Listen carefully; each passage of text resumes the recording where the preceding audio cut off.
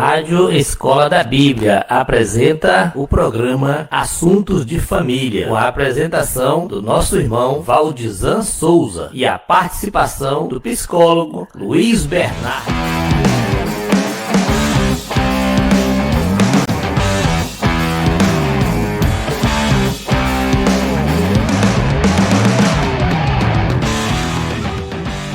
Quando uma criança de 8 anos diz que não quer ir onde os pais estão indo.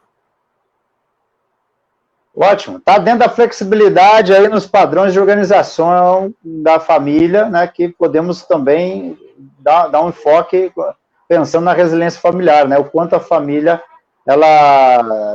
como são os padrões de organização da família, né, e são flexíveis para exercer essa parentalidade de criança. Aí fica uma demonstração até clara, né, do que é exigido de uma família para superar esse desafio, que é, poderíamos chamar de estilo parental, estilo de educar crianças. Não tem sido a melhor forma, ou a mais difundida no mundo todo. No Brasil ainda há modelos que falam de estilos parentais. Hoje eu acho mais interessante pensar em práticas, e mais ainda atualmente, pelo menos o que eu vi nos programas desses que eu citei agora há pouco também, que eu conheci em Portugal, e eu sei que estão na Europa e também nos Estados Unidos, que é um enfoque nas habilidades e competências parentais. Mas uma dica ainda dentro do que foi classificado como estilo, né, podemos lembrar que os primeiros modelos pressupunham pais que poderiam exercer um estilo, diríamos assim, negligente não, porque negligência não é nem estilo de educar, é negligência mesmo, mas tem sido identificado como um padrão, né, não parental, não é dizer que isso é padrão de parentalidade, mas infelizmente é o padrão do comportamento de certas pessoas que nem exercem a parentalidade, mas a negligência é um padrão, uma coisa que pode aparecer também. Mas as práticas, que aí podem não ser tão adaptativas, seria da indulgência, né, seria dos pais mais permissivos, um padrão permissivo, o padrão autoritário, ou um padrão que foi traduzido em português como autoritativo, mas em Portugal eles costumam chamar de democrático. Então, aí seria num contexto de exigência para o exercício da parentalidade, né, em que os pais realmente têm que exercer a autoridade. Né, um bom convite para tender aí por um estilo, eu não gostaria de chamar de estilos, mas das práticas em que os pais, de fato, determinam o que tem que ser feito.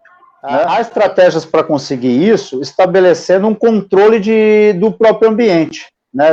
Diríamos, tecnicamente, controle de contingências, né? Ou seja, controle, estabelecimento de regras, de comportamentos que se espera que a criança tenha, e também de privilégios, de recompensas. É uma coisa muito comum, foi bastante difundida com aquele antigo programa de televisão, né? Como que era o nome? Super Nanny, né? A Super Nanny, ela usava muito de exemplos de maneira de intervir nas famílias, oferecendo modelos de controle de contingências. Controle, né, através de regras, estabelecendo metas de comportamento que se espera para as crianças e recompensas, né, privilégios e recompensas para reforçar o comportamento adequado, o comportamento que a gente espera que a criança desempenhe.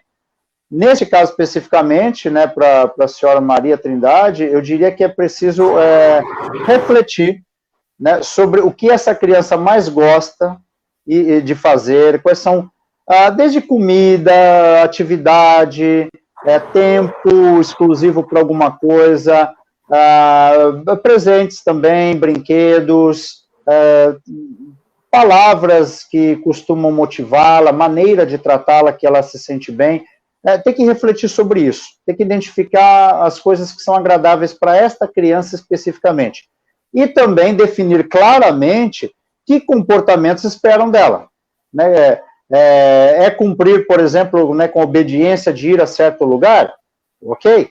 Né? Então, é possível, né, estabelecer para essa criança o que de fato é esperado dela, né, quanto tempo, em que lugar, qual comportamento, né? Não pode ser vago. Olha, eu quero que você me acompanhe. Eu quero que você seja um bom menino. Eu quero que você se comporte. Eu quero que você, assim, seja um bom aluno.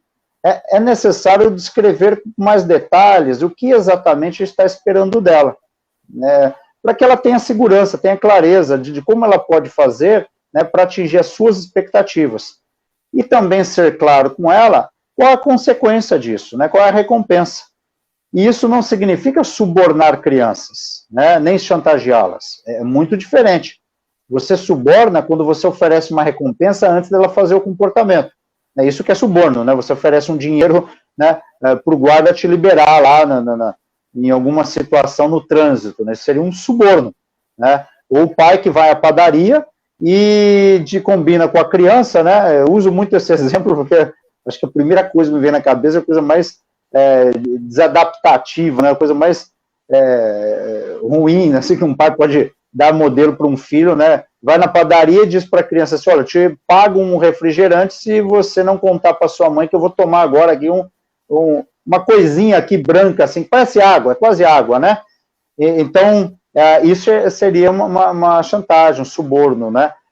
Porque isso não tem como finalidade reforçar um comportamento da criança que é bom para ela, na verdade é para o seu interesse.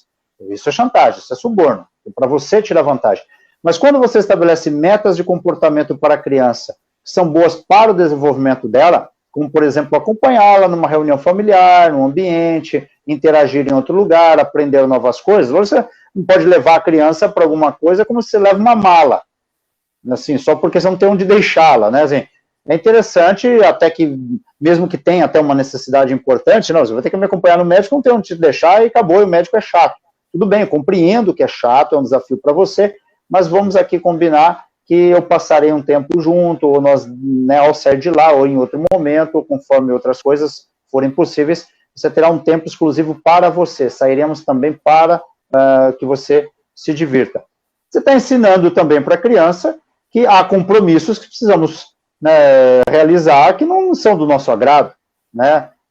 Então, na verdade, estou sendo bastante genérico, né, sem conhecer o contexto exatamente desta criança, pode ter mil outras coisas acontecendo, outras necessidades, né, mas esta fase de desenvolvimento, uma delas importante, uma necessidade emocional importante, é justamente dos limites e regras adequados. Isso contribui para uma boa formação da personalidade. É uma necessidade emocional que a criança tem, né, então é bastante adequado, né, negociar com ela, um pouco mais diretivo, um pouco mais autoritativo, né, mais democrático, enquanto possível for, mas os pais têm que exercer uma parentalidade firme também em situações assim, que infelizmente talvez não tenha opção de dar à criança escolhas diferentes dessa. Jesus nasceu.